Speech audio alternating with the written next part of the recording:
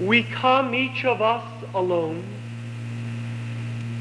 carrying personal cares, private burdens, and individual weaknesses. But as we lift our hearts in prayer, as we bend our ears to listen, we feel that although we remain unique in our individuality, we become a part of each other.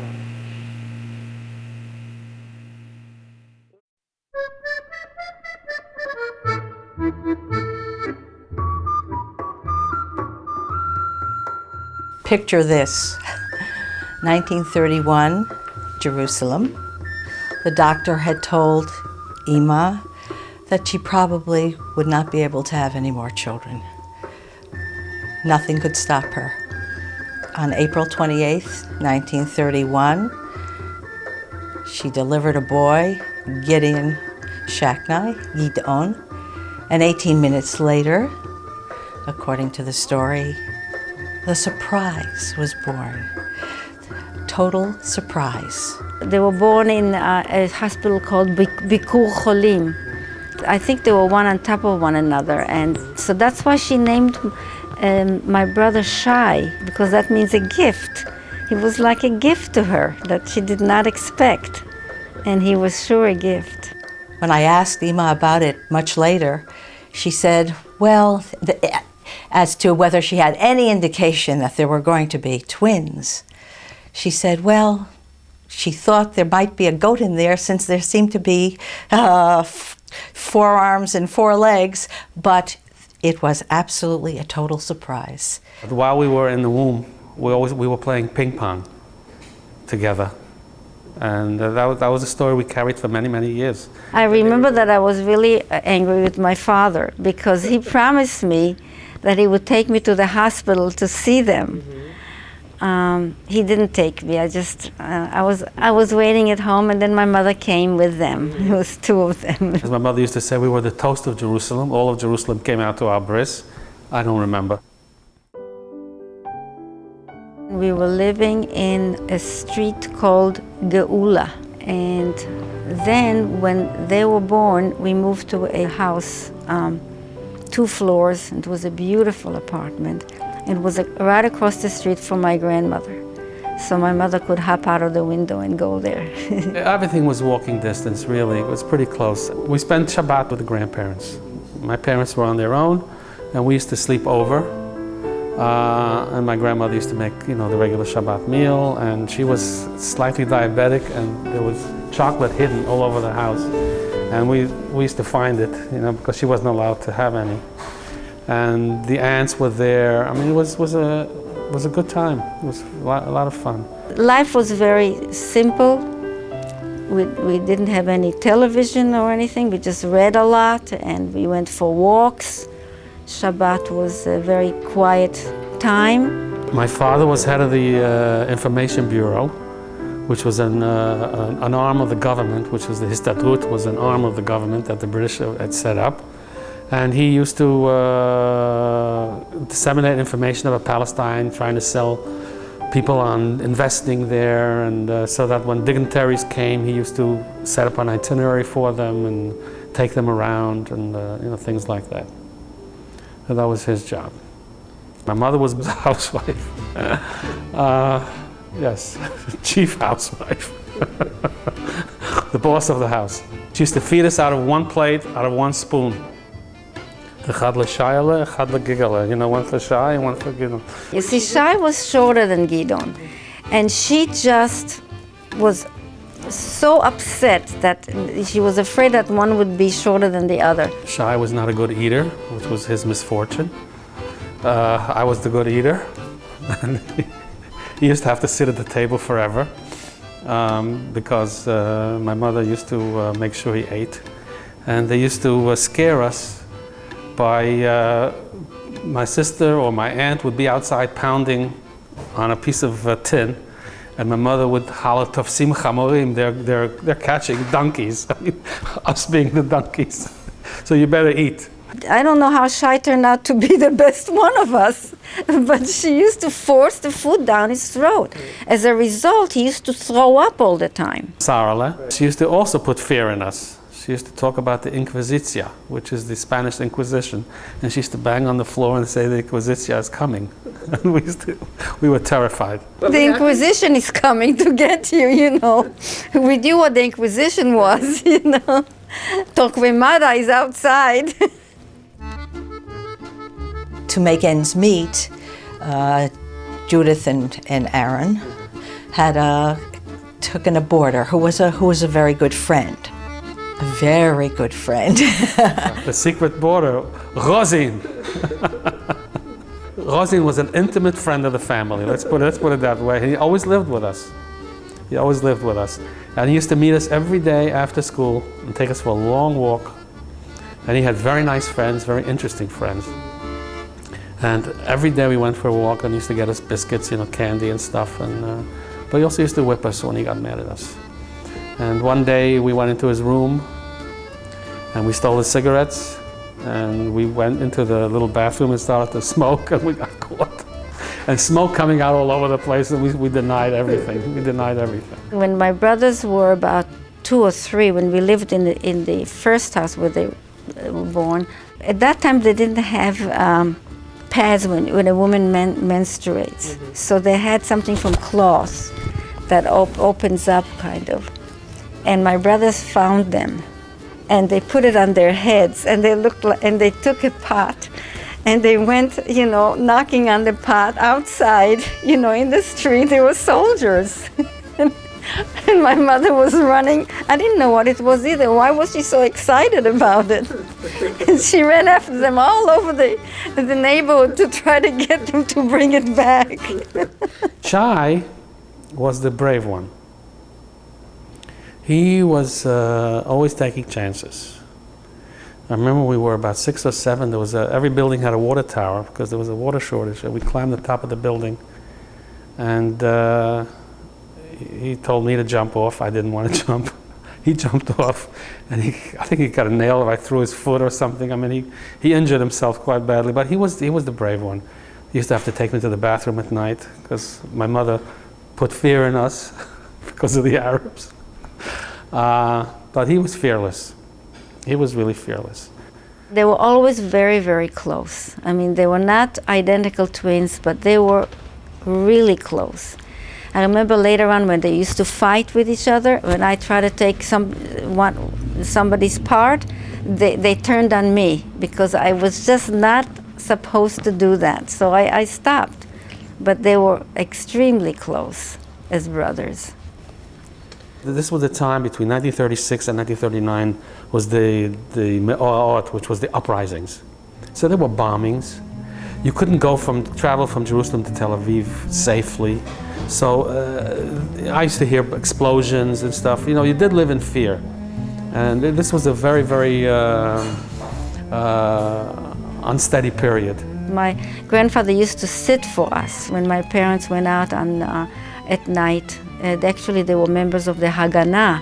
We didn't know it at the time, but they went to meetings and so forth, you know, clandestine meetings and so forth. Haganah was the army that they started a secret army at that time, and they wanted volunteers and so forth. And my parents were very active in this particular nest. It was very difficult to live in Palestine at the time, and both Ima and Abba, Archie and Judith, wanted to do the best, wanted to bring up their children in a place where there would be a greater amount of peace and where they would be safe. I remember the house being taken apart. My mother took the carpets with her. She took, some things they took with them. And then we went to probably Haifa. And we took an Italian boat called the Palestina to Trieste. And I remember very distinctly that when we were in Trieste, we saw U-boats. This was already 1939. You realize the time, we were just a few months here and there, and we're stuck in Europe. And then from there, we took a train to Paris, and we passed through Switzerland. We might have touched Germany, because we saw a lot of swastikas and stuff around. And we got to Paris, and even as children, we noticed chaos. I mean, there were just people flitting back and forth. There must have been thousands of refugees, all over the place, trying to get away. And from Paris, we took another train to Le Havre. And from Le Havre, we took the President Harding, which is part of the President line. Oh my goodness, coming over, nothing is easy. And as luck would have it, Shaila had an ear infection when they were about to disembark. And of course, if anybody had any kind of illness, they would not be given entry. They would not be permitted entry into the country. He wore this big thing over his head with a bad infection. The big fear was that they wouldn't let Shai go, because we're sitting there. Naturally, we were the first ones there, so our package was at the bottom. So we had to wait till they got through everybody before they got to us. Anyway. We had seen family after family, where this man had TB or this one had that. He's going back, and the child. So we already had written Shai off. Somebody had to go back with him. He ain't coming in. I think somehow they had to be disingenuous about the health of the children, and Ima was very good at that. She was able to do it, and of course, it was very important that they do make it and enter the United States.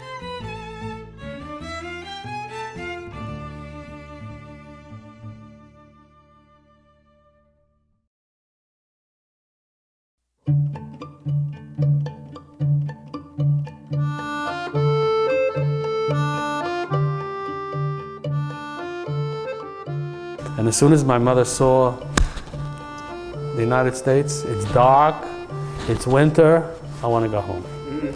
And that set the tone for the first few years in America. Nobody was happy. I mean, you expect something and you get something else. And it was very disappointing with the family and so forth. My father's friends helped out a lot. They had nothing here. I mean, my father had a job, but they had nothing here. He had some family and he had some friends from the old days. And we stayed a couple of days with my father's aunt, and then we went to Nehemiah, which was my uncle in the States. We stayed there for a few days. They got us our first sweatshirts, which said Hi-Yo Silver. We didn't know what it was. And the first black and white cake. We used to go to the bakery and get a black and white.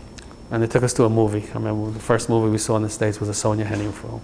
We stayed with my father's friends for a couple of weeks. And then they helped them find an apartment, and they got us some furniture. Everybody chipped in something. 4th floor walk up on Wilmore Street. 1039 Wilmore Street.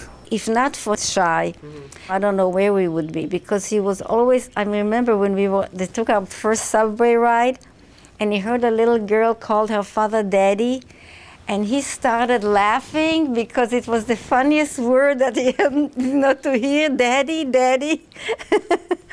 He always had something, always made us laugh. What we learned early on was America stinks. That's what we learned.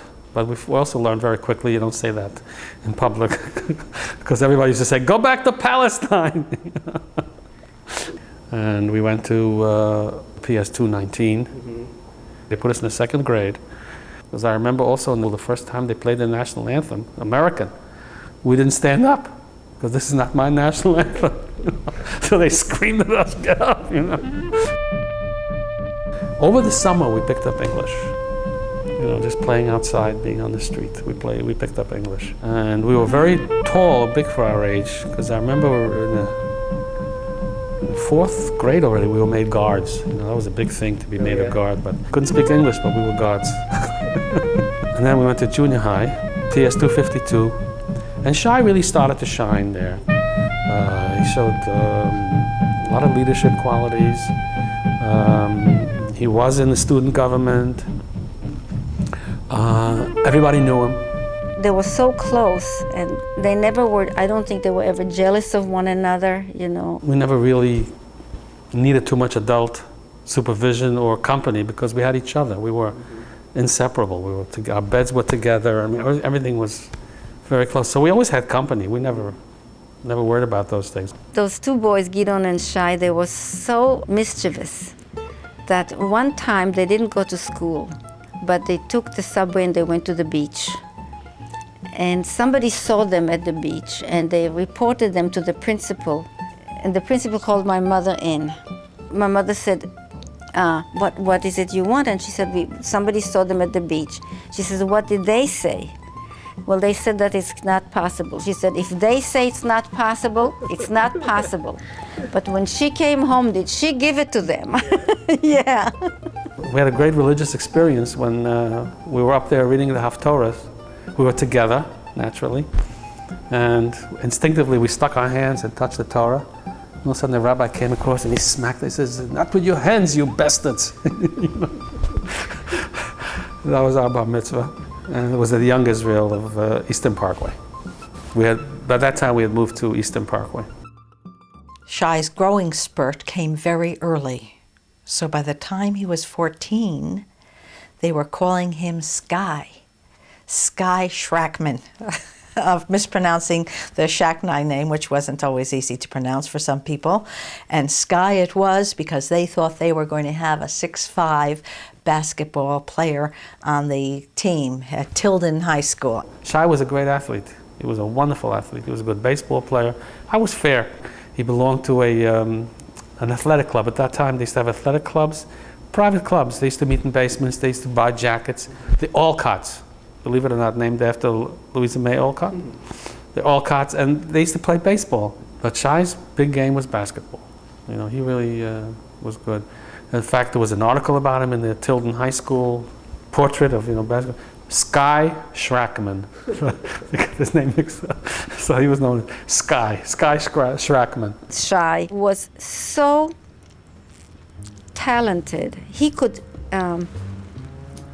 dance, tap dance, as if he had lessons. I'm telling you, it was unbelievable the way, he used to move and tap dance like that. And he one day he came over to me and he said, Sara, let's see if we can write a song together. We'll take Chernichovsky, and he chose a poem by him about a little chick. And he said, you write the music to that and I'll write the music to that. Let's see if we can do it together. So I wrote a piece and he wrote a piece. And then I started, it was totally different. His was so right on. It was, you could actually feel the little chick coming out of the egg, and peeking out and saying hello to the world. Mine, he told me, he said, we are finished as a team. He said, your chicken is already old and it's going to the butcher and they're killing it already. We went to Ebbets Field during Passover. And we were both, at that time, still kosher, and, nobody breaks the thing, and, it's matzahs only and all that baloney. But anyway, Shai couldn't resist. He couldn't resist. He had to have a hot dog and an ice cream bar. So once we broke the sound barrier, or the munching barrier, we were in business. After that, it was cool. They were always laughing. I mean, Shai was always mimicking somebody. When we were at my uncle's in Long Island, the way he heard an old man say, you're from Yerushalayim, and the way he said Yerushalayim, it was exactly the way he said it. And all the time it's Yerushalayim. My uncle, who was working at the Histadrut Ivrit, which was an arm, Mossad was an arm of that, said there were positions for waiters because everybody was still in the army. We were only 14 and a half years old, but we told everybody we were 16 and a half because we didn't want to go as campers. There were positions for waiters. They did not come to camp with all of the things on the, that are on the camp list for campers in terms of attire. My mother, she didn't know we had nothing. So we went up there with one pair of shorts, I think 1 or 2 shirts.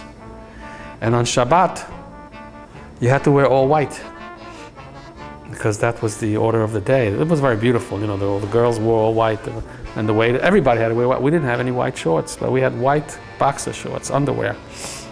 So we put on our jock straps, we put on our white shorts, and we went in there, we served, and Mrs. Pollock, who was head of the kitchen, came to us and said, "You're serving in your underwear?" So we thought, this is not underwear, these are white shorts. Of course it was underwear. I remember Shai coming over to me with a big smile and saying, the very first words I ever heard him say to me, "Hey, Rutschik, are you serving today?"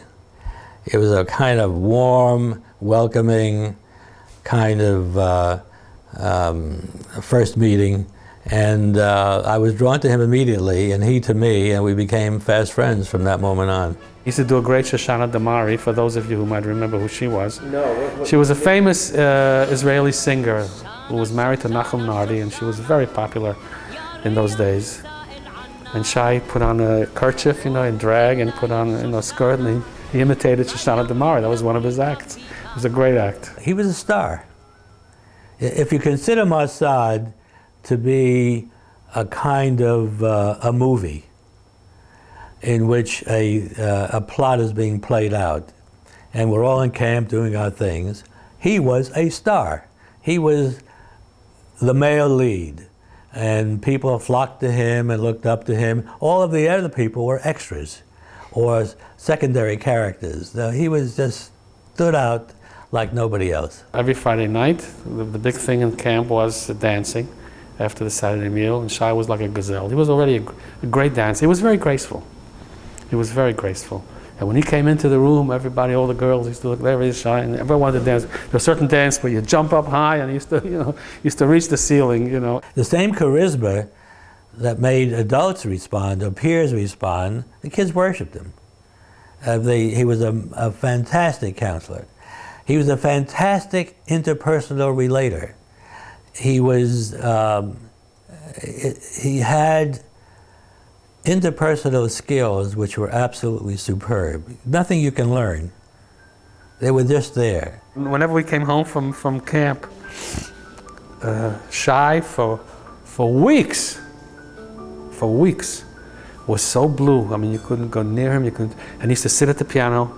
So he was self-taught. He was really musically talented too. There we go. Musically, he could act, he could sing, he could dance. He used to sit and just play on the piano all the time, because he was so blue.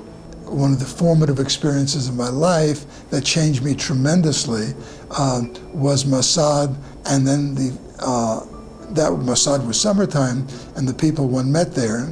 But beyond that, the Friday nights that we spent at 907 Eastern Parkway, Shai and Gidon was the center of a group of people who would get together on Friday night. For me, it was a short walk. For Esau, Alan Rutschik, very little more of a walk, and so on.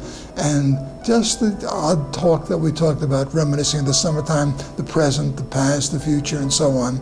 But it was intellectual, it was fun, it was simple, and so on. It was a wonderful experience.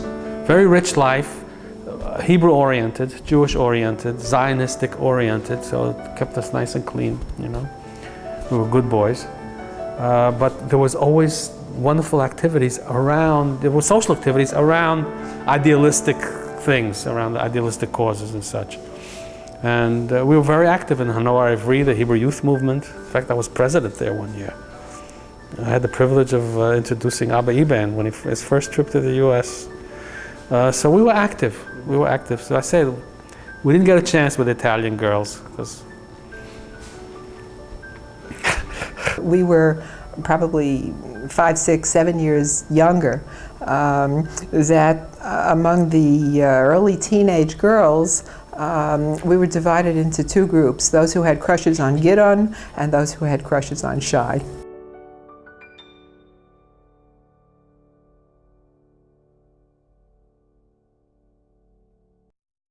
I got into City College and I accepted. Shai went to Brooklyn College. And I studied the arts, fine arts, and he was really pre-med there. I think he wanted to be a doctor.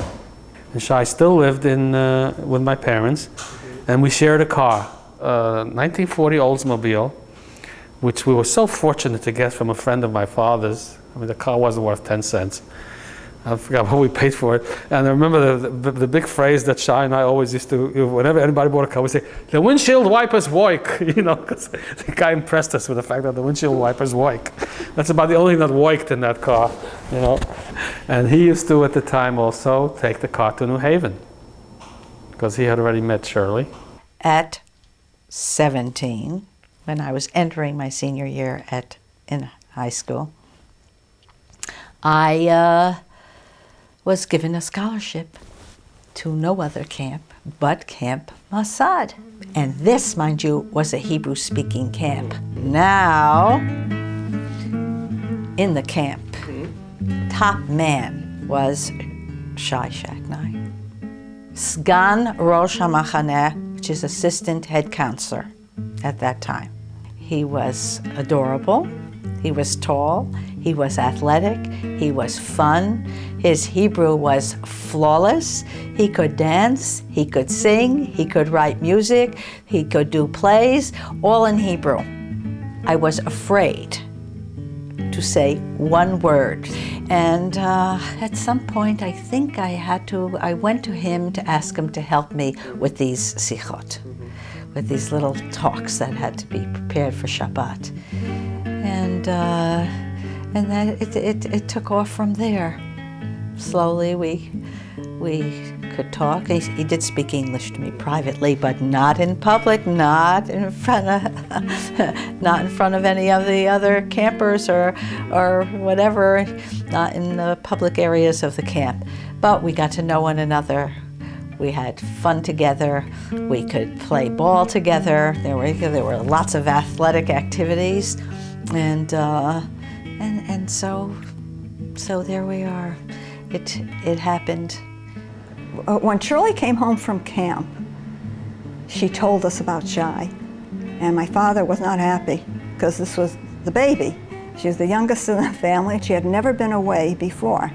My father, when he heard and saw the picture of Shai, a man with his little girl, he was not going to tolerate that kind of a thing. And he didn't say anything to me. He didn't say, I don't want you to see him, this isn't right, he's too old, you're a child, you're just, you're not even finished with high school. None of that. When Shai came to visit, my father sat behind his newspaper, the forwards, and he never said one word. But it didn't take very long. My mother did talk to Shai. My brothers and sisters fell in love with him as I had. It wasn't a hard thing to do. He was a nice young man, but a kid, a young kid. And here were two kids. I mean, what was the rush? But then, of course, it became a fact. I mean, once Shirley went to college. Those 3 years between the time we met and the time we were married, he called every single day. There was a telephone call, and letters almost every day went back and forth. You couldn't help but like him. And then, of course, once you started to like him, he became, my mother's son, my mother and father's son. I remember when my father became very seriously ill, and they knew that he wasn't going to recover. Shai would still come in on the weekends during the most awful snowstorms, horrendous snowstorms. He would still come, and he would go visit my father with Shirley at night, It was just a very, very close relationship. And in fact, my father did die on April 29th, 1954. At that point, with my father gone, my mother, as much as said, you're an orphan, you don't have a father, and so if you want to get married, you can. While I was at the seminary, when Shai graduated, he had to determine where he would go for graduate school. His mother was a great influence in we were talking about the period of the Korean War. His mother had the wonderful idea, with their background, and she had both Gidon and Shai in mind here, that it would be a very good idea if they went to rabbinical school. Rabbinical school was my father's dream, to have a rabbi in the family. Are you kidding? We both actually went to JIR. I also went to JIR, but I realized early on this is not for me, so I quit. But Shai stayed, and I think he found a a stage for his talents there. I was very surprised that Shai really ended up in the rabbinate. I was really very surprised. I thought he would do pretty much anything he wanted to, but if I had to make a guess about the things he would finally choose to work at, I would put the rabbinate last. I didn't think he was going to be a rabbi. I don't know. I never thought about what he was going to be. Mm-hmm. But I always thought maybe he'd be a good comedian, like Seinfeld. I'm not kidding, really. He was so funny. Mm-hmm. He loved Israel. He loved Hebrew. He loved the language. He loved studying. It became, fine for him. It became an alternative that was quite suitable. Mm-hmm. By the end of my first year in college, we were going to be married. The marriage took place on May 22nd, 1955. It was a beautiful wedding. They got married here in New Haven at Temple Beth El Kesser, Israel. I was still in basic training. I got a 48-hour pass or whatever it was. The wedding was in New Haven. And the thing that impressed me most about that wedding was how happy Shai was and how he danced. And again, with his leaps.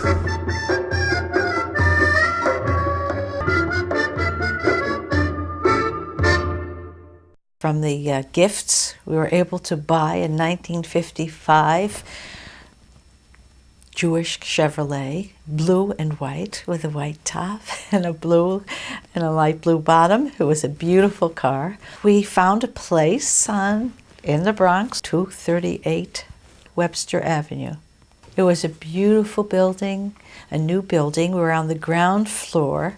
So that was a year, just 1 year, and then the Jewish Institute of Religion, which was the seminary that Shai was attending, was entered into a merger with a school in Cincinnati. And so yours truly became a student at the University of Cincinnati, which I really loved. Had a wonderful English department. Also, because we just had to have the income, I taught Hebrew school 2 or 3 times a week on Sunday, and he did the same.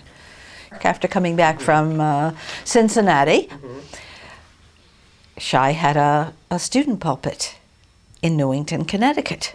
And that worked out very nicely because every other week we would head first to my house where we would have Shabbat dinner, which I would look forward to.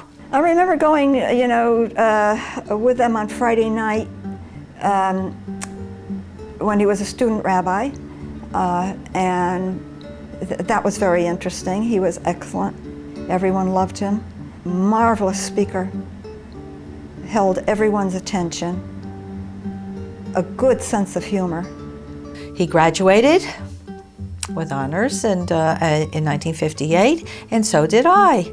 But you were deferred from the Army as part of the rabbinical program, but you had to contract and promise to enter the Army. Of course, he entered the Army as a first lieutenant after graduation. It was a very exciting time for us, and the chaplaincy was very pleasant in Fort Lee, Virginia. All went very well. And on March 31st, 1959, David Eitan was born, David Eitan. David was named after my father.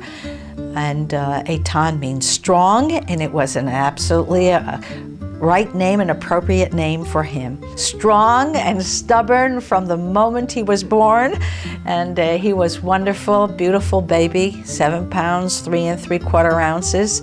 My mother came for the bris. She made the long trip to Virginia with my sister Goldie, who was the godmother. And as soon as the bris was about to take place, he gave it to them all full force, right in the kisser. But everything went well, and it was a very happy time for us, to say the least. Before David was born, maybe in February or early 1959, we received orders to go to Germany. It really shocked us. We didn't think that the army would, with just 1 year to go, send us to Germany. The chaplaincy part was interesting. We made wonderful friends. The Malines still are dear friends, and the Kirschens. There were others. This was the major Munich post. It was area headquarters, and he became the Jewish post chaplain. People, I think, just kind of instinctively liked him. Not only as a rabbi, but just as a person. Of course, he was very pro-Israel and instilled in us this love of Israel and Hebrew and culture. The only rabbis that I ever knew on a personal basis were, because of our limited exposure to a very assimilated world, were very stiff, opinionated, pompous. Dogmatic, pompous. You will do it this way because it is written. Okay. And here we had the opportunity to meet a human being who was a rabbi, who had fun being a rabbi, and found the right words. You knew that when you were talking to him, he was looking right into you, and he was listening. He was hearing what you were saying. And I don't know, he just conveyed that feeling. And I don't know if he ever said it or we coined the phrase that Shai taught us that it was a joy to be Jewish. So when we start learning the fun of being Jewish and participating, and understanding. And that's where it came from. He was definitely the catalyst. The Chaplains Division, United States Army Europe, brings you now your Sabbath evening service. Our speaker tonight will be Chaplain Shai Shacknai of the Munich Post. The synagogue is thought to be the most important center of Jewish life. Actually, the synagogue shares its spiritual domain with another institution, an institution in which the young learn and experience the hallowed traditions of our faith, and in which young and old continually renew and deepen their love for Judaism. This institution is the Jewish home. He taught, he pulled it out of you, and he encouraged the discussion. And there's one thing about him that I can recall, because I wasn't embarrassed that I didn't know Hebrew, and he's teaching me what an aleph looks like and a bet looks like. Oh God, I wish you were here today, because the Hebrew still needs freshening up. Of all the meaningful and inspiring customs and ceremonies found on the various special occasions throughout the year, none are as beautiful as those involved with the weekly celebration of the Sabbath. There is no doubting the fact that a special mood, a unique spirit pervades the Jewish home on Sabbath and fills it with the beauty of holiness. And it was only afterwards, probably, after we left Germany, that the impact of what his teaching, his influence, had on our lives, that's when it really started to show itself. While we were in Germany, we had the opportunity to go to Israel. Mm-hmm. This would be my first trip, and this would be Shai's first return trip to Israel since he left in 1939. It was an incredible experience for me to be with Shai on his return trip, and of course my first time. Jerusalem was magnificent, filled with camels and donkeys, not the way it is today, but it was interesting and fascinating, and it was very moving to be in Israel at that time.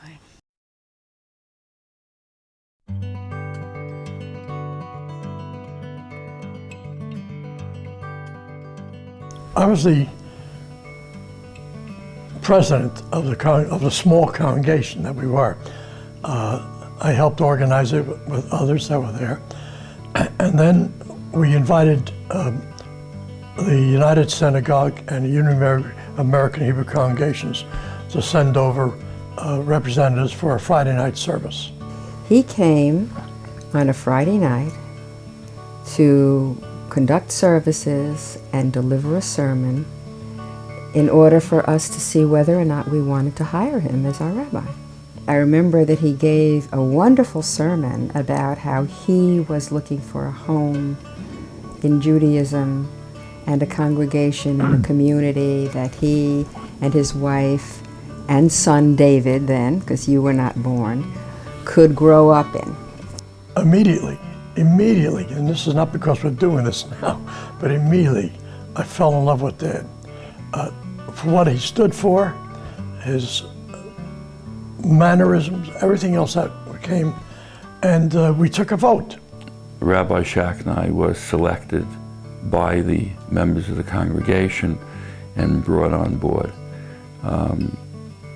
At that point in time, we were also planning to build a new facility, and the rabbi played a very dominant role. We had moved to Wayne. My guess would be about 1960, and I went to the congregational Shabbat meetings and services when it was still in a Grange building. And it was then that a group, including myself, became involved in trying to build a suitable temple. And of course, Rabbi Shai Shacknai was an inspiration through all of this. Aside from the importance of the school, I think he was one of the first to say that Temple Beth Tikvah, the House of Hope, is not built with brick and mortar, but it's built with people. And the involvement of people would build a strong foundation for the temple going forward. And he participated in the selection of the stained glass windows, as well as the selection of the Ner Tamid, the eternal light, and the meaningfulness of the stained glass windows, the selection of the theme following the Holocaust and the establishment of Israel and the bright future of the Jewish people. He was excited about, building a temple and all that. I mean, he liked the contact with the people, but I think mostly he liked teaching, which he went into a few years later. I think that was really something he loved. I went to Hebrew Union College in New York on West 68th Street. Your father was my teacher. He taught me Hebrew, and he was just a phenomenal teacher. He was very enthusiastic. He just loved his students. He loved what he was teaching. He seemed to love just who he was, and it was really infectious, and I think everybody in the class felt the same way. I invited him to teach here at our school, in our School of Sacred Music, and he taught for a number of years, and he was good, very good. In fact, it made it impossible for those people who taught after him, because students remembered him. He was a very, very kind, compassionate, exacting teacher. He had standards, but they were not demanding. He did not use a club. He used the appeal of what you are going to do. This is your bread and butter, so you have to learn it, etc. Your father's starting salary in 1960 was $7,000 a year. We could not live on that. And so the provision was made that we would be free summers. And that's when he developed established the Torah Corps at the Kutz camp in Warwick. And so our summers, as you recall, once you came along also, would be spent, and it was also a source of small income, but it certainly helped, and it was 2 months of living in camp. He exuded Torah. He was a guy who made this stuff easy and delightful and fun and important. And that because he was a mensch. And I don't say this easily, and he was really a Jew. I mean, he just exuded what this stuff was about. And he had a following even, you know, like when he was walking up the hill to the cabin, you know. Yeah, a bunch of kids would be behind him. Would be following him, you know. Yeah. Or he'd be sitting on the grass even when, with a group of kids, even when he wasn't teaching. He was completely involved, and I think one of the founders of the Wayne Ministerial Fellowship, which was an important community activity at that time, particularly because of the anti-Semitic situations that existed within town. And it wasn't only anti-Semitic, it was anti-everything. I mean, they had restricted areas throughout the community, lake communities. Italians were not accepted, the same as Jews were not accepted. We were all young and all beginning our various ministries. And up till that point, Wayne had not had an interfaith service. And so Shai and I got together with a few of the other clergy, and we decided that this was the time. And so by 1962, 63, we had all of the churches, synagogues, Roman Catholic, Protestant, all in big Thanksgiving services. I admired so much, not only his ability to be very articulate and insightful in what he was doing, but the kind of motivation that he had to get involved in the community so that the faith was something that was relevant to life and was really going to make a difference to the way people lived and the way he wanted the community, or thought the community should be expressing itself as an open community. And that, I think that was a particular emphasis that really inspired me and made me appreciate his presence very much. Well, we not only had the Thanksgiving service, but we had pulpit interchange, where at least once a year we would change pulpits, and Shai would preach in the Episcopal Church and I would preach out of the temple, and we would also visit one another's services as a congregation. So I was the lone Catholic priest with the Protestant ministers and the rabbi, and we got to be very close to each other. We'd elect officers, and things seemed to work out very, very well. Something that we were then forbidden to do was to go into a church of another denomination and give a talk, a sermon. We were not allowed to do that, but they did, and they exchanged pulpits, which I resented, that we were unable to do that. The temple was becoming the focal point of the community, at least the Jewish community. And therefore the programs that were implemented and recommended by members as well as your father were to actively involve those people and keep their interest. Neil and I went to the synagogue. A lot of us went to the synagogue. That was our Friday night. You wouldn't think of doing anything else but going to the synagogue. You know, we had to be involved, not only in our personal lives, but, you know, to be a better mother, wife, daughter, but it was also part of the whole community. And I think that's why people loved the rabbi, that he always instilled that in everybody that he would meet. Your father really opened my eyes to the meaning of Judaism. It was the first time I had heard a sermon that involved an explanation of the meaning of the Torah portion. He made Judaism come alive for me. As an ethic, it was a revelation to me.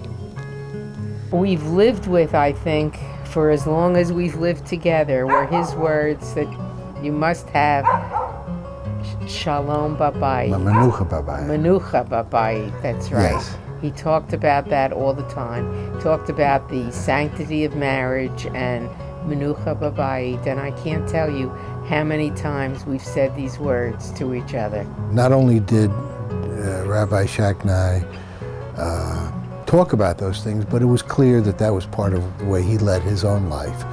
I remember very well on Friday evening services with your mother in the front rows there, and those words would always be directed with an eye towards her. And it was clear that there was a very special feeling that they had for one another, and that the things that he was talking about were things that reflected his own personal life at home as well. It's 1962, and we are looking forward to the birth of another Shacknai. And on May 10th, Daniel Adam Shacknai came on the scene, screaming his lungs out. I couldn't even get a good look at him but he was all mouth. That's what I recall at the time of the birth. But by the next morning, in they bring this bundle and a blue blanket. And so we were a family, 2 boys. Your father, what could I say about your father and loving his boys? There couldn't be he couldn't love you any more than he did. You were the world to him. He always took an interest in what we were interested in. He was involved and not disinterested, not caught up in his own, and he had a lot going on. I mean, we couldn't have known that. But he had sermons to write, and he visited people in the hospital, and he was involved in a lot of things. But when I like snakes, I mean, we had books about snakes and read books about snakes, and he got involved. He even wrote some of these little stories and read them to us, you know. And he was always really trying to encourage us and interested in what we were interested in, whatever that was at the time. He was always playing around with us and teasing us. He would make us laugh by pretending to leave for work with only his underwear on. He would have a business shirt on, and he might have a tie on, and even put a jacket on, and he would have boxers on. And he would, of course, just be talking to my mother to fake us out. And he said, "Okay, I'm leaving for work now, you know, have a good day, everybody." And then he would start toward the door. And of course, every time we would say, no, wait, you gotta put your pants on. So we were always doing stuff like that. As a little boy, you do, you know, little boy and dad things. Like, we were in the shower and we weren't gonna wash our hair, and we had like a little shower cap on or something like that. Daddy had a shower cap on, I had a little shower cap on. He took his shower cap, or he took my shower cap off, filled it full of water from the water that was coming out of the shower, and just dumped it on my head. And it was that kind of thing that's so hilarious to a little kid. You know, you just dumped water on my head and I wasn't gonna wash my hair. It was just so funny. When he would come in the house after work, we would hide, and then he would pretend like he couldn't find us. And we were always hiding in the same places. We were always under the couch, in the living room, or we were behind the door, and he would come in and he would ask, "Oh, where are they? I can't find them, you know, are they outside?" So that was a fun game. We used to lie together in bed and watch football and baseball. He loved the Mets, he loved the Giants, and we learned a lot about sports from him. He taught me how to catch a ball. I tried to catch a ball with a hard hand. I didn't know that if you just kind of relax, and I remember him saying, soft hands, you know, how to catch a ball. We would do something bad. My mother would tell him to go upstairs and spank us. So he would take us up into their bedroom, and he would, you know, might pull down our pants or something, and then you know, he would go, you know, he'd clap and say, "Oh, you know, Shirley, I'm really punishing them. I'm really spanking them this time." And he would fake spank us, and we would laugh, because every time he would do it, we would just roar, and we were giggling the whole time, and it was fun. Whatever he was doing, he was constantly trying to make us laugh, you know, and He really liked it.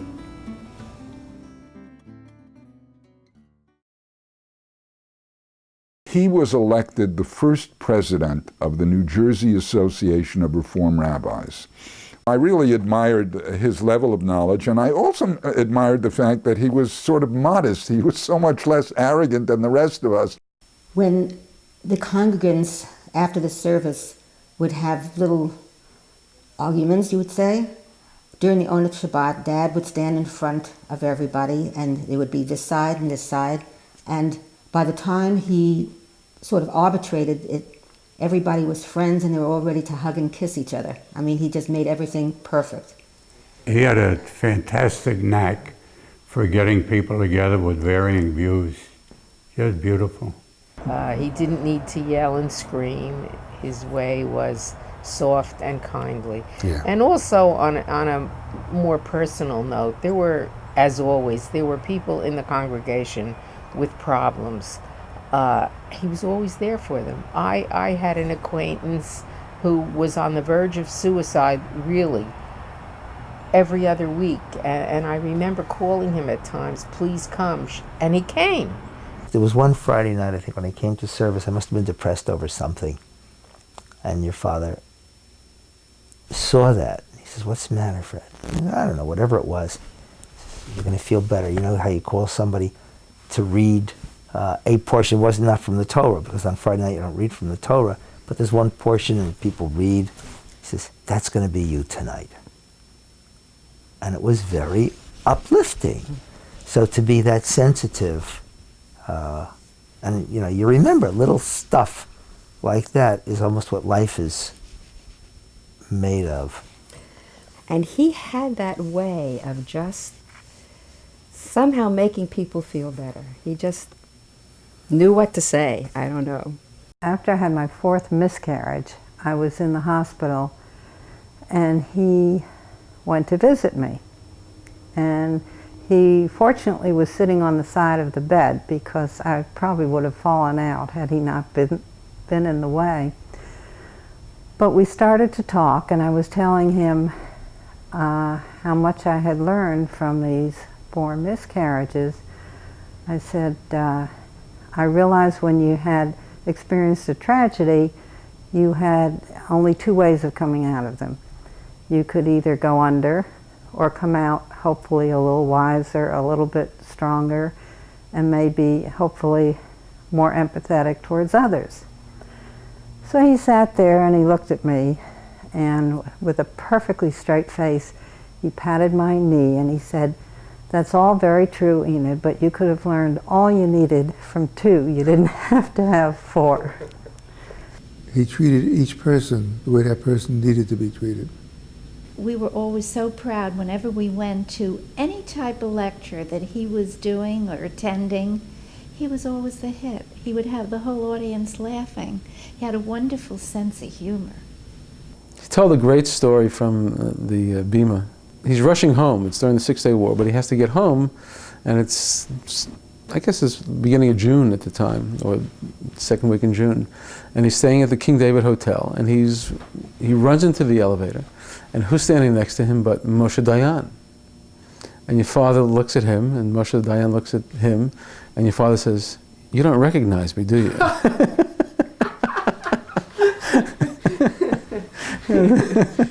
And that was typical. That was he did that stuff all the time. I remember when he was asked to give a benediction when the reservoir was dedicated. Do you remember that? Yeah. And he stood in front of this huge interfaith crowd of politicos and townspeople, and he said, this is the best damn blessing I've ever given.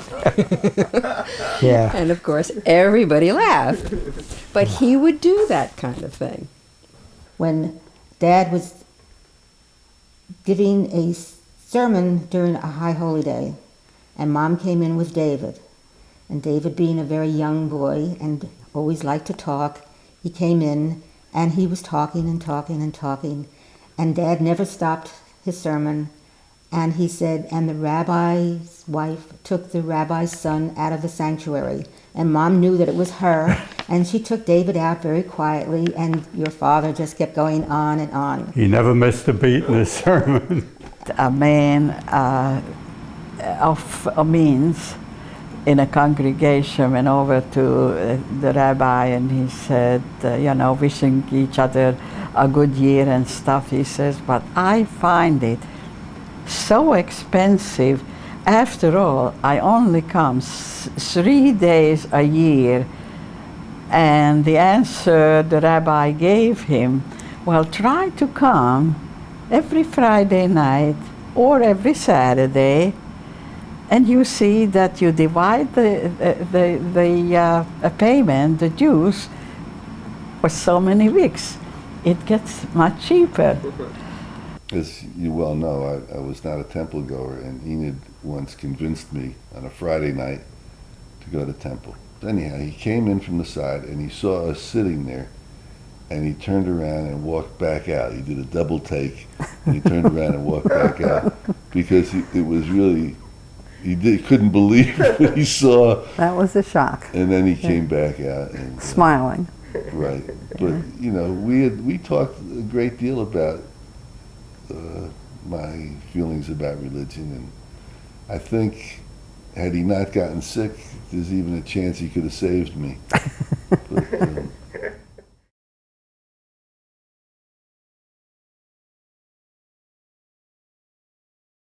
Your father had a lump under his arm that had to be looked at.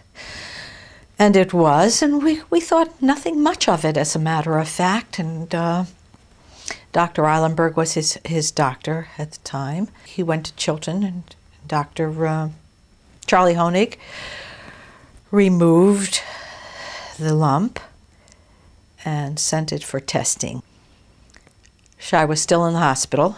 He was there a couple of days, and we were expecting him home. The doorbell rang, and there was David Eilenberg standing in the doorway. I don't know whether it was youth or stupidity. It never dawned on me that there would be some terrible news that would come with his visiting the house in this way. I greeted him. I said, "Come in." He sat down, and then he proceeded to tell me that he had some news that was very difficult to bring to me, and that was that lump had cells that looked like there was very serious trouble. I mean, it came out of the clear blue sky, Donnie. One day he was well, and next day he has a cold, and doesn't feel well, and then third day they're saying that he has this horrible disease. I got a terrible call. His doctor says, "Get in, I have some very bad news." He says, "We found cancer. It was melanoma, but it was not a primary site, it's a secondary site. He needs further surgery." You're okay until, something happens. And he was okay. He went on. He worked, he worked hard. The temple kept growing. Our family life was wonderful, and he was active, and he seemed to be fine. He was the one who took me to the doctor when I was diagnosed with the hip disease, leg Perthes, and he was trying so hard to be upbeat about it that this wasn't a major crisis, that I was not going to be able to walk for a while. I remember coming into the house on his shoulders, and he was really trying hard to be upbeat, and he had me convinced or fooled that this wasn't going to be miserable. He never seemed to let anything really, get him down. I don't know how he managed to keep his chin up, at least for us, because I never saw him really break down and complain or say, "Why me?" or anything like that while he was sick. I came in '66, and the timing was right, and he brought me out here, and I auditioned, and it became a reality. Because of who your father was, that's the reason why I came here. I knew that I'd be able to work well with him, and I knew he'd be a mentor, and I knew he'd be a great teacher for me, because I felt that in school. And it was important for me to work with a good rabbi, and he was, tops in my book. He showed me that one could be in the pulpit, talk to people in a way that reached them, that made you feel like, A, that whatever he said was sincere and honest and heartfelt, and B, that he was talking to you individually as he addressed the congregation. And had such an impact on me, his selflessness. I remember a story about an African American calling your father in the middle of the night, asking for help, stuck out on the highway nearby, Highway 46, without any money. Your father certainly was not a rich man, but he took whatever money he had available and went down to meet this man and try to help him. That's the kind of human being he was. It was a period of time with the civil rights movement and all this anti-Semitism. And Rabbi always said that if you hear it, speak up to it. Don't shy away from it. Be assertive. You heard it. You don't want to accept it. And you're not just one of these quiet, timid people to go out of the picture. And it did affect my life because I do speak up about it. It does affect me at times adversely, but those thoughts and his teachings still remain with me. Your dad was a very strong supporter of civil rights during the 60s, and I know that he antagonized some people in the congregation because of it, and he was not the kind of guy who antagonized normally, because he was soft-spoken. He didn't come on loud and strong the way I do. We made Harper's Magazine when Bob Krause and Fred Lafer ran for the school board. And Newton Miller, who is also an avid Nazi, bigoted person, made a comment to the effect that if we elect Bob and Krause and Fred Lafer, who were Jews, the budget would go sky high because we're into school budgets. He appealed to the voting public in Wayne on the basis of everybody's stereotypical view of a Jew. They're liberal, they spend big for education, or as the popular term is, they're schoolies. And I think that was the basis of his attack. He couched it in terms of Jews versus non-Jews, and therefore it became an anti-Semitic issue. The day before the election, he and I went to New York, gave this interview, which we were basically convinced that Wayne would do the right thing and the voters would do the right thing. The following Agenda for Action program presented by the American Jewish Congress was recorded yesterday afternoon here in New York City. Mr. Miller had asked for the defeat of two Jewish candidates on the ground that most Jews are liberals, especially when it comes to spending for education. He said also that the election of the two Jewish candidates would give the Jews 3 members on the school board, and that this would jeopardize what is left of Christ in our Christmas celebrations. Let me say that the initially the reaction was one of shock, one of dismay, indeed almost one of unbelief, that such statements would be made in a public election. Was indeed sent a tremor through our community as well as through the general area. In 1967, he sort of became prominent in the rabbinate because everybody was reading about this crazy business in Wayne, New Jersey with anti-Semitism and so forth. And everybody, his uncle was calling him, and he was busy round the clock, and he couldn't even talk to most people during the thing because ABC, CBS, NBC were all over him, and ADL, American Jewish Congress, American Jewish Committee were all over, and National Jewish Community Relations Advisory Council were all over him, and the shul was all over him, and the town was all over him. And let me also indicate my good feelings about the Jewish community in Wayne. I think that the Jewish community in Wayne is a confident community. It's young, as we indicated. I think that it reacted to this issue with a great deal of dignity, with a great deal of self-respect. I think that it spoke out when it had to speak out. And the remarks which emanated from the Jewish community, and especially its leaders in the various organizations which are in Wayne, were spoken without equivocation. I remember, though, his faith that the community would vote their conscience. And he was very disappointed. I mean, he had good friends in the Wayne Ministers Fellowship. And they, by the way, most of them preached from the pulpit, not to vote on the basis of religion, but to vote for who they thought was the best person. The voters of Wayne revealed a shocking hypocrisy. In yesterday's vote, many citizens of Wayne Township showed that they, more than their children, need the education in good citizenship and good Americanism that the Wayne schools are hopefully providing. I remember your dad's comments generally were very, very typical of him as an individual. They were well-reasoned. He decried the incident.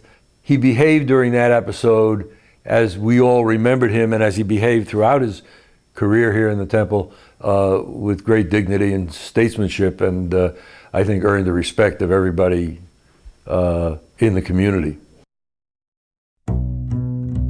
In 1967, the Six-Day War was a horrific time for Israel and anybody who cared about Israel, and certainly your father was there.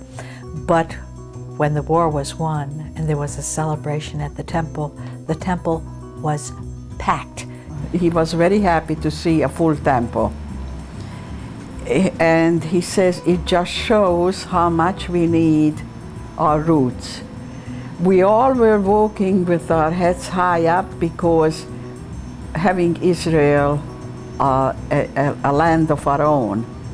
And your father, he danced on the pulpit. His joy was so great. He could not contain himself.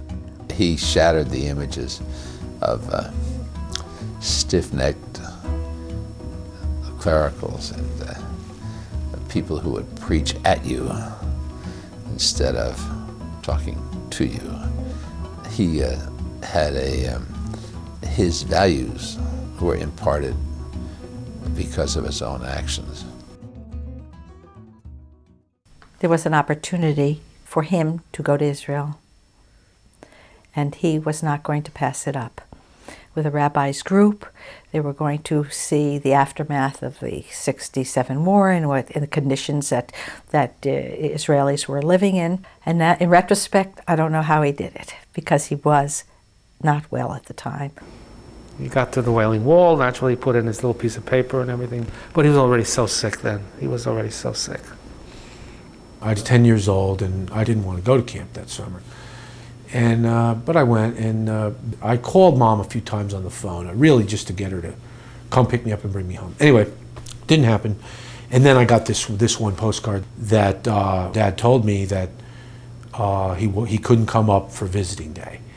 And that was just a crushing thing to me. I knew that it was bad and I didn't want to be there, and just had this awful feeling. You would never know, how sick he was by the way he acted. It was an incredible facility that he had, to keep his pain inward and, and deal with other people's pain, on an unbelievable level. Maybe it was because he knew where he was in his life at that point. He was doing a sermon once and he was talking about death and dying, and he looked over at me and he says, "Why am I doing this?" He says, "Cantor, sing a song." He says, "This is not what I want to do." He tried to live what he had to live, and he had a big, big obstacle in the face of an illness that was getting increasingly more and more terrible. He never complained. He never seemed to feel sorry for himself. He just took everything as a matter of course. This is the situation, but never one word, why me? I was in the room and somebody said to him, "Why you, Shai?" Do you know this story? No. And his response was, "Why not me? I'm people and cancer happens to people." Well, your father asked me to be involved in some of the decor is the wrong word to use for a temple, but make changes in the appearance of it. And the first thing he requested when I asked him was to have a parochet. And we managed to finish just in time for the high holidays. And your father asked your mother to bring him into the synagogue. He wanted to turn the Torah to the new year, and he was barely able to walk. And she gave me permission to come in, and your father walked in and saw the curtain, and he sat down and started to cry, at which point I kissed him and ran out because I couldn't stand it. He fought it bravely as much as he could. And his friends, knowingly or unknowingly, were always concerned, members of the congregation, and they came up with all kinds of cures. There was a drug ad, and it was an underground drug. I believe it's still around. I believe Steve McQueen went to Mexico for this drug. It was called cribazin. You've got to go way out to Canarsie, and it's going to be $100 a vial. So I called Jeanette, and I said, "Jeanette, what do you think? We should do everything in our power to save our rabbi." There were no reports of having any merit whatsoever. There was nothing there. It was strictly fake. Mm-hmm.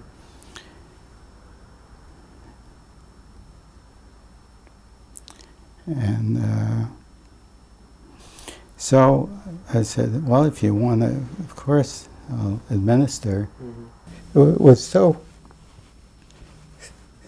so painful for me to give it to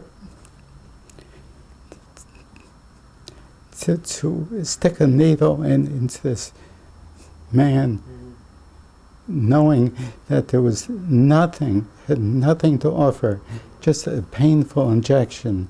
He wanted to direct all his energies into living. His will to live, he was involved only in building up his will to live for you, for David, for me. He was not going to die. He couldn't. And so we could not talk about any time in the future beyond his living. I was really struck by the fact that he was involved in a battle against his illness with an absolute commitment that he was going to overcome it. As I say, he did not ever refer to death. It was an unacceptable possibility. And your father struggled and wanted to live. I remember one day, Don, which I approached the bed. And because your father had a sense of humor, even towards the end, I could say this. I said, "Okay, enough now. Get up, get out of bed, this is it, out." And he laughed, and he laughed, and he certainly wished he could.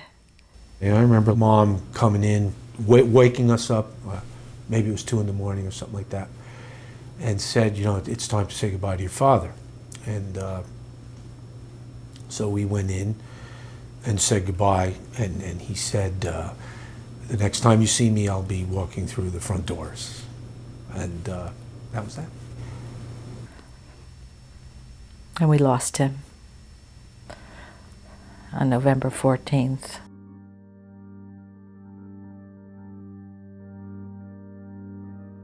I screamed and I really let go. And the doctors wanted to sedate me, and I told them, don't you dare. I have to feel I'm grieving, you know. So it was a terrible, terrible experience. When he died, I mean, everybody died with him. My parents, they were finished, really. Yeah. It was awful for my father. I mean, he never stopped crying all the time. Constantly crying in front of everybody. He just couldn't, he didn't know how to stop. Two sort of miraculous things that happened in 1969. Just before he died, the astronauts went to the moon, and the Mets won the World Series. And I guess I was shocked when he died, because at that point I thought miracles could happen. And it didn't. He was a beloved rabbi, and there aren't too many beloved rabbis. The ceremony was at the temple. Your father was buried from the temple.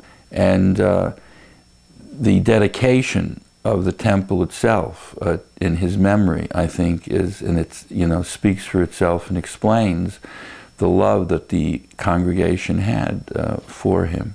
I was asked if I would officiate at the funeral. And it was an enormous funeral.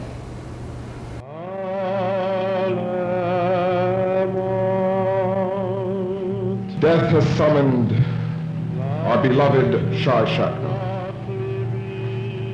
Our souls cry out unto thee, O Lord, what is man? Is he the creature of dust, whose destiny it is but to return to the dust from which he came? There isn't a member of Temple Beth Tikvah, and in fact the entire community, whose life hasn't been touched by Rabbi Shai Shacknai. Those of you who are fortunate enough to know him well, as I did, know how fully he grasped each day, how completely he lived, and how easily he knew what so many of us spend a lifetime trying to learn. That life is facing tomorrow with courage and optimism, that it is a full heart and full mind in an open, warm relationship with another. It was pure joy. For us as husband and wife. I was a little girl when he married me. He was the one who made the decision. He knew he wanted to marry me. And if I had any hesitations or I wasn't ready, he was absolutely certain. There was no question that we belonged together. And of course he was right. He loved life. And he loved his wife and he loved his children. I mean, it was very apparent. A great guy, your father, a great guy, the best. I think if he was in the church, he'd probably be a saint. There was just something about his personality that just endeared him to everybody. I invited his wife and the congregation to Our Lady of the Valley Church. And I said I was going to celebrate a Mass for him. The highest form of worship in the Catholic Church is the Mass. I felt so strongly for your father. I've never done that before, nor have I ever done that since. There are so many great memorials to him. There's a park named after him in Wayne, which is very nice, and then baseball fields and soccer fields. There's an annual lecture at the temple, which is wonderful, and a lot of people who knew him come every year, and we get to see them, and it's a living memorial. There's the Lautenberg Center Prize, that has become very prestigious. Frank Lautenberg set up a chair in Shai's honor at the Hebrew University in Jerusalem in the Department of Immunology. That chair still exists. It's a very prestigious chair, and it invites every year a prominent research person in the cancer research and immunology to work there, and they do some terrific work.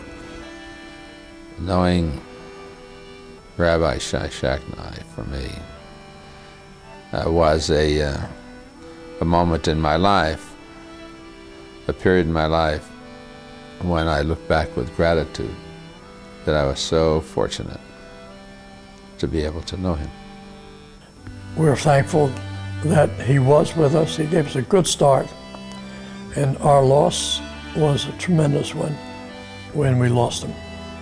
Life would have been much richer and more meaningful had he participated in it with us. And that's, we really feel that, and feel it now, not just historically. If anything one can remember about Shai was his wanting to have an open kind of understanding and acceptance of people with a sense of integrity and credibility for all people.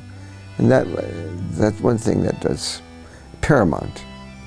Of all the compliments a person could receive, nothing pleases me more than when someone at the temple has said to me, and I've been honored to hear this on a few occasions, that something I did or said or the way I was acting at a moment reminded them of Rabbi Shacknai.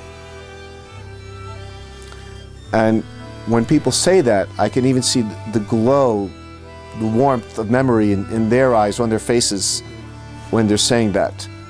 He was one of the most unneurotic, stable, put-together people I have ever met at that time and since. When we have Yizkor, I think of Shai Shacknai, included with my family. He's endeared. He was the right person at the right time in our lives. And it's made all of the difference. He was just a very young, wise, soft, darling person. I'm convinced that if we would have been together all this time, it would have been incredible. I have no doubt in my mind that, you know, had he lived, he would have easily been one of the most prominent, you know, rabbis in the Jewish community. He would have been a leader. The selfish part is, gee, how awful for me this was to lose my father. It's hard to set that aside and say how awful for him that he didn't live, you know, past 38 and a half and see his children grow. It would have been fun.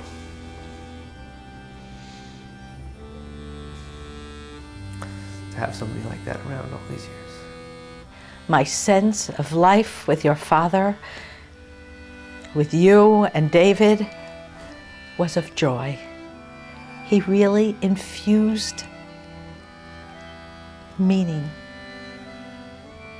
When we say he made you understand just by being who he was, what it means when you say it's good to be alive. Because he embodied that joy in life. And now we hold in our memory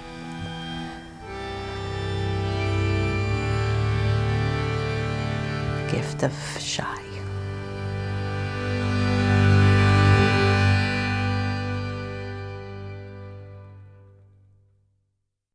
The ghetto walls are round about me. I know I'll never see again the lovely butterfly that left me to fly away and not return. I never saw another butterfly.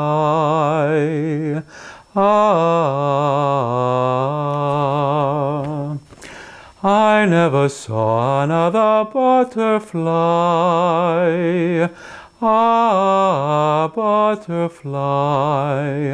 Ah.